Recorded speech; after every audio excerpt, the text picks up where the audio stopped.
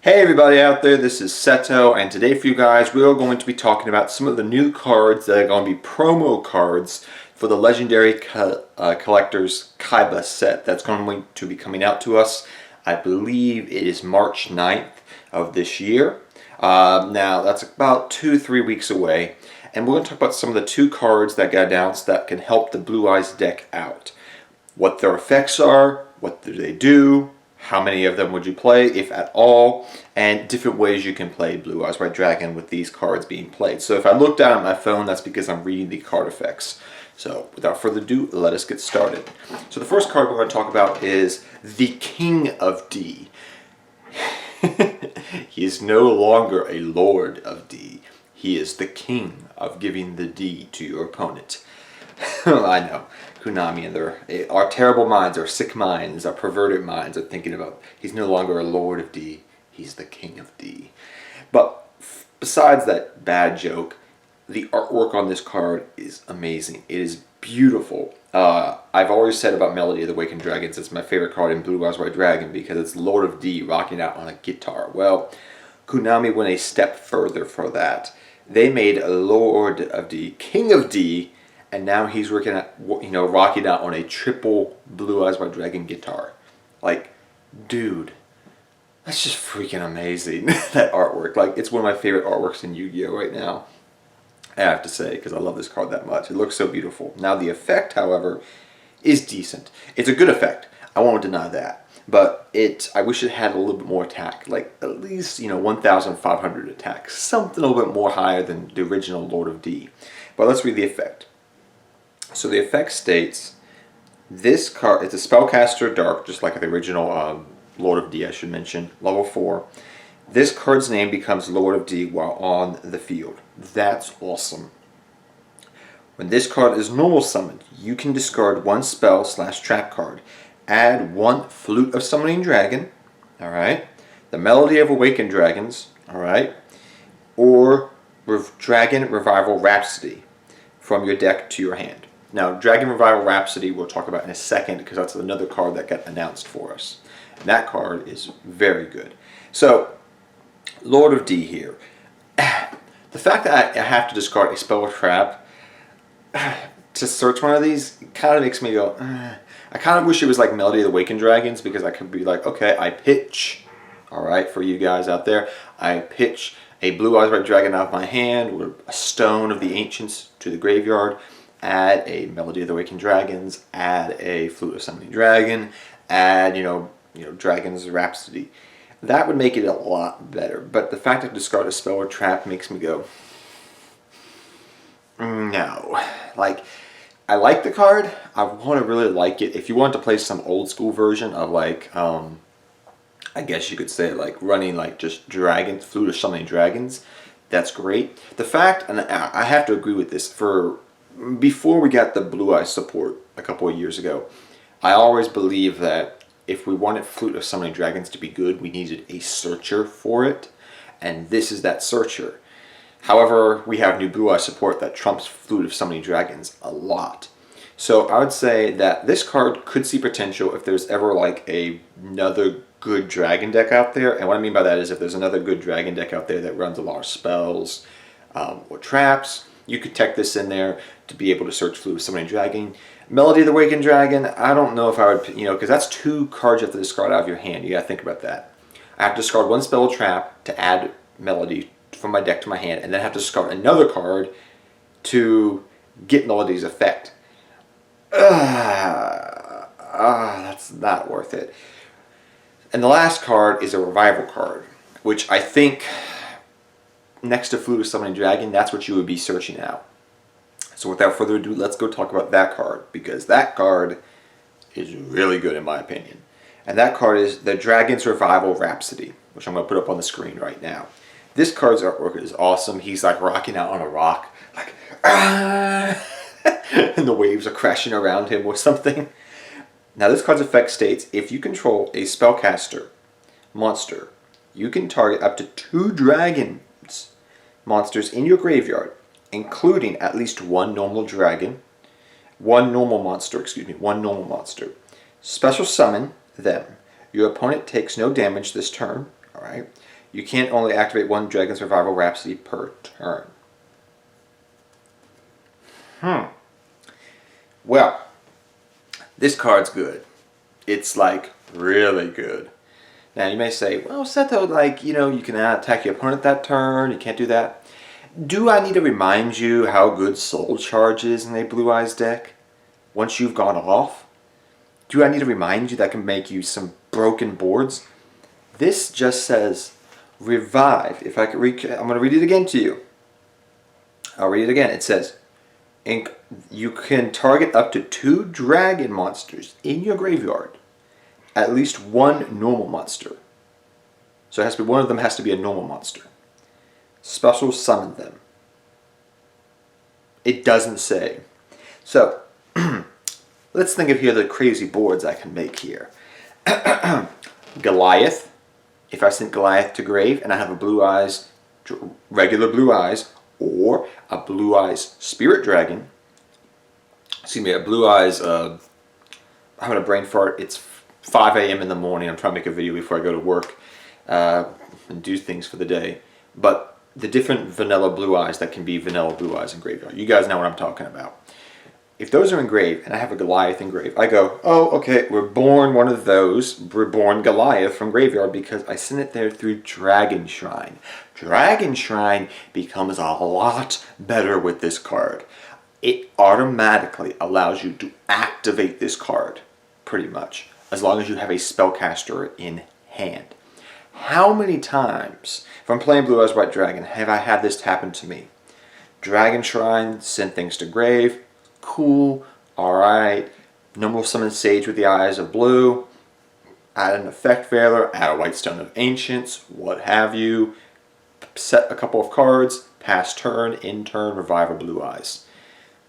So, you see where I'm going. Like, I've always felt like, that Sage is just sitting out there doing nothing. Like, nothing at all.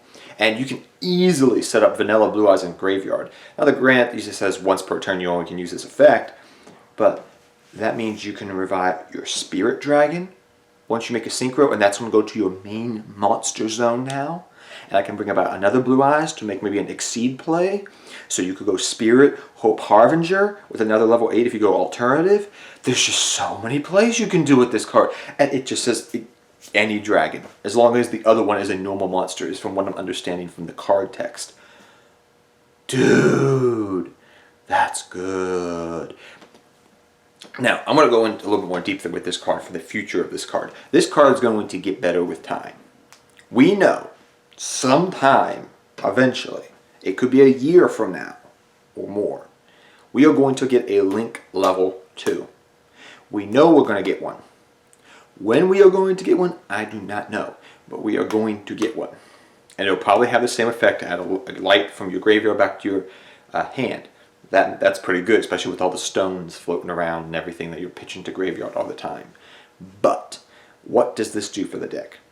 This means that this card, as long as you have a spellcaster on the field, means I can revive 2 dragons from grave, go for a Link 2 play of a light monster, because pretty much the entire Blue Eyes White Dragon deck is a light attribute. You go for that, and now I have a Link 2 opening, and now I can go for another Exceed play, Synchro play. It just opens up your board a lot more.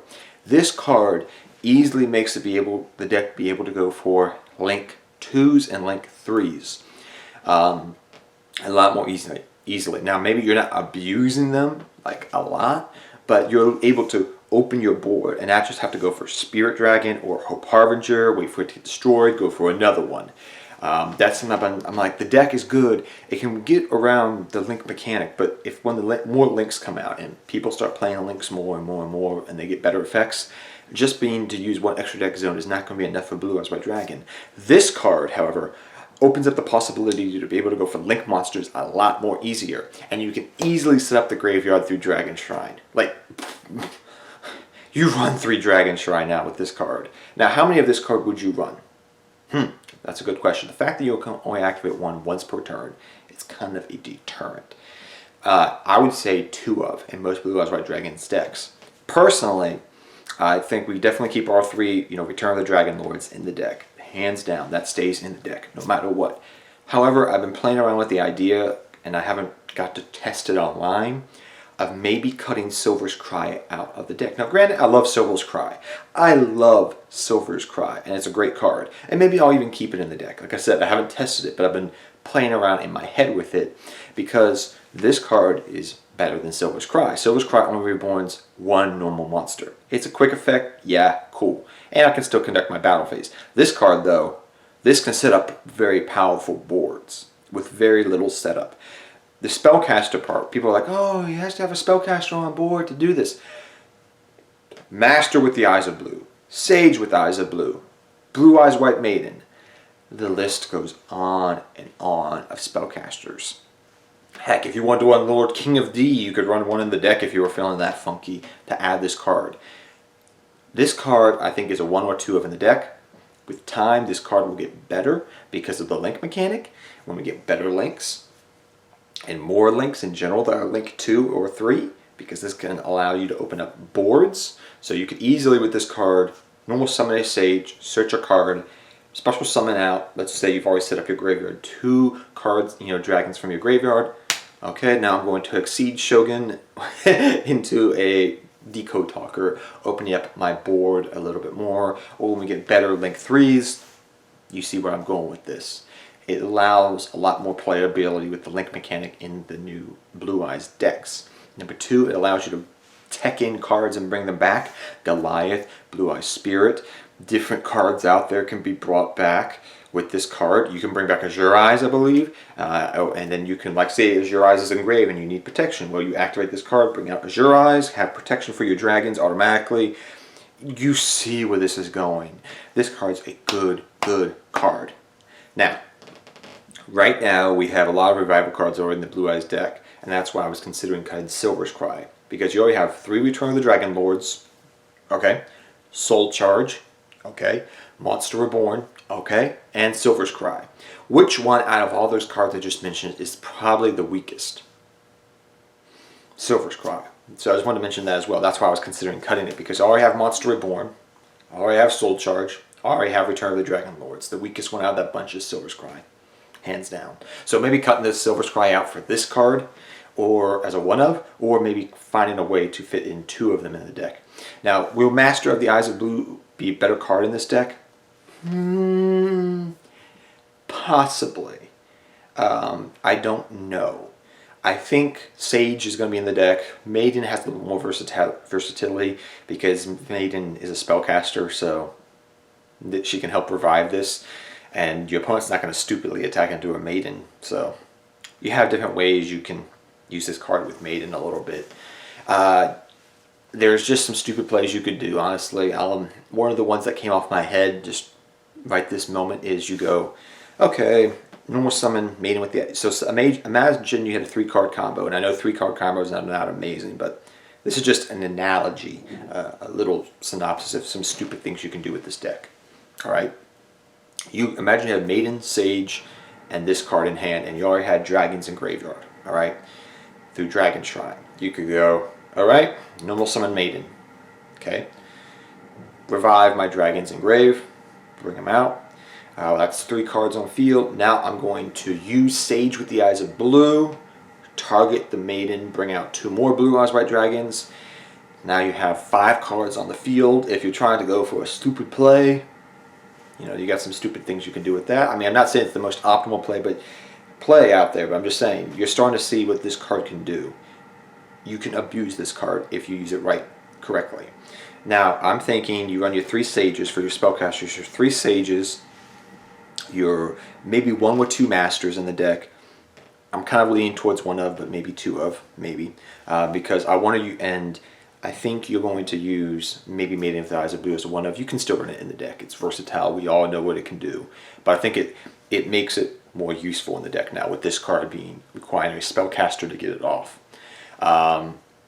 I think now you, hands down, if you're running this card as a 1 or 2 of in the deck, you run 3 Dragon Shrines so you can set up your graveyard that much more quickly. Dragon Shrine doesn't just become a card to unbrick your hand, it becomes a card to a means to an end of making this card go off. So you get where I'm going with this now. I think those are the changes you make to the deck, and possibly cutting your Silver's Cry out for at least this card. But I hope you guys enjoyed this video. It was in-depth, talking about how it would be used, some things you can do about it. I haven't tested the card, but this is all theorio I'm talking about. So until next time, take care, have fun dueling, good luck dueling. Hope you guys all enjoyed this video, and I'll see you guys next time. Good luck dueling to all of you. Take care, everybody.